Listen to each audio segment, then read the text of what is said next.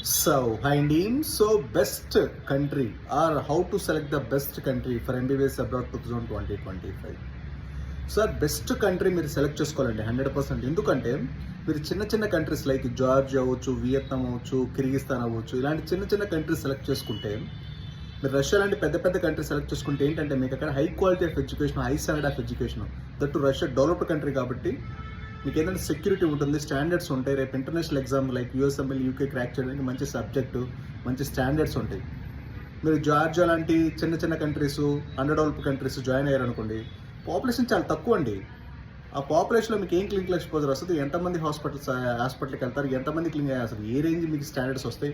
అలాంటి under developed countries, చిన్న countries, ఏది ఇలాంటి సెక్యూర్ లేని కంట్రీస్ మీరు బడ్జెట్ 40-50 లక్షలు పెట్టడం అనేది అసలు యూజ్లెస్ అండి. అదే 30 లక్షలు 35 లక్షలు పెట్టుకుని రష్యాలో మీకు నెంబర్ 1 యూనివర్సిటీస్ వస్తాయి.